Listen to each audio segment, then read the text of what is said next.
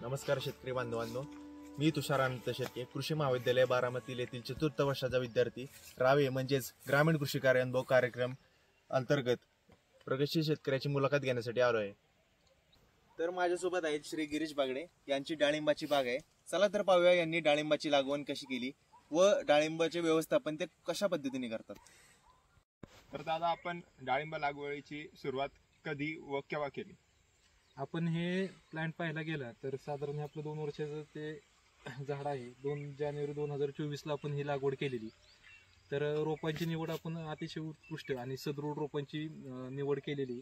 त्याच्यामध्ये आपण सर्वप्रथम अंतराची आट पाहायला गेलं तर आपण 10x14 वरती ही लागवड केलेली आणि लागवड करण्याच्या पूर्वी आपण फक्त शेणखत आणि थोडंसं रासायनिक खत कलमांना देऊन ते लागवड बेडवरती केलेली। तर दादा, आपण लागवडीसाठी कोणती व्हरायटी यूज केली? आपण लागवडीसाठी हा साधा भगवा जातीची व्हरायटी लागवड केलेली। तर दादा, तुम्ही बोलले की तुमची भगवा व्हरायटी, तर तुम्ही रोपं कुठून घेतली आणि रोपं निवडताना तुम्ही कोणत्या गोष्टीवर जास्त भार दिला, लक्ष कोणत्या गोष्टीसाठी दिला? रोपं पाहायला गेली तर आपण हे रोपं पूर्ण मदर प्लॅन्ट मधून निवडलेले आहेत। हा मदर प्लॅन्ट आपल्या पारनेर तालुक्यामध्ये आहे।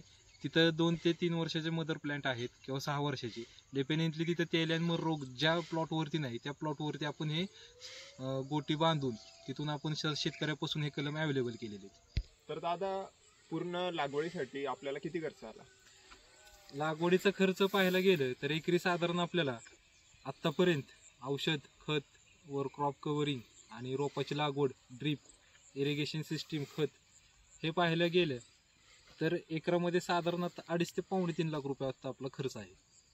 खत व्यवस्थापन करताना आपण कोणते सेंद्रिय आणि रासायनिक खते वापरतो?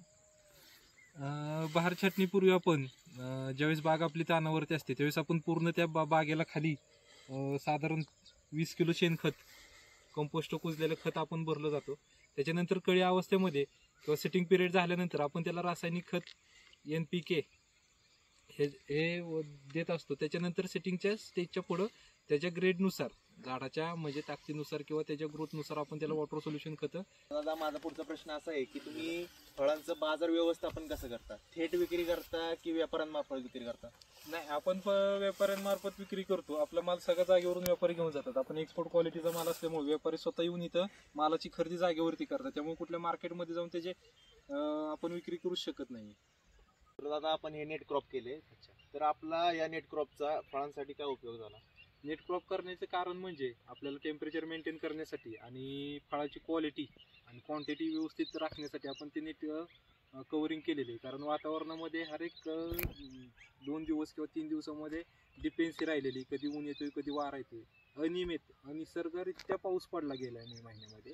तर नेट क्रॉपिंगमुळे त्या झाडाची आपली पूर्ण सुरक्षा होते, जेणेकरून आपल्याला फळाची क्वालिटी एकसारखी राहते। सनबर्ग, माशी, फळमाशी यांच्यापासून खूप त्याचा फायदा होतो। त्यांचे अटॅक पूर्ण स्टॉप झालेले जातात किंवा हवेतले जे व्हायरल इन्फेक्शनचे झाडावरती आता खूप जागेवरती पाहायला मिळतात, ते ह्या नेट क्रॉपिंगमुळे आपल्याला 80% तरी मॅक्झिमम आपल्याला सुरक्षितता वाटते त्या नेटमुळे।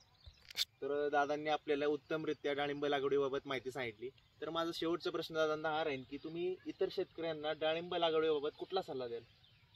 सांगायचं तात्पर्य म्हणजे त्यातून एकच आहे डाळिंब लागवडीमध्ये। डाळिंब हे शेतकऱ्यांचा एक असा कल झालेला आहे की पैसे देण्याचं पीक आहे। उत्कृष्ट दर्जाचे पैसे मिळतात त्याबद्दल माझं दुमत नाही, पण त्याच्यासाठी खूप मेहनत आणि कष्ट घ्यायला लागते। डाळिंब हे सहजासहजी पिकवता येणारी गोष्ट नाही। त्याच्यासाठी शेतकऱ्यांना अवश्य लागवड करा, पण आपण जर त्याची जपणूक म्हणजे व्यवस्थापन व्यवस्थितरित्या करत असेल तर शेतकऱ्यांना सजेशन एकच आहे की तुम्ही बिनधास्त डाळिंब लावा। फक्त डाळिंब लावताना आपल्यात किती ताकद राहील डाळिंब बाग टिकवण्याची ह्याच्याकडे पहिलं फोकस करा, नंतरच तुम्ही डाळिंबीच्या क्षेत्रात लागवडीचे नियोजन करा।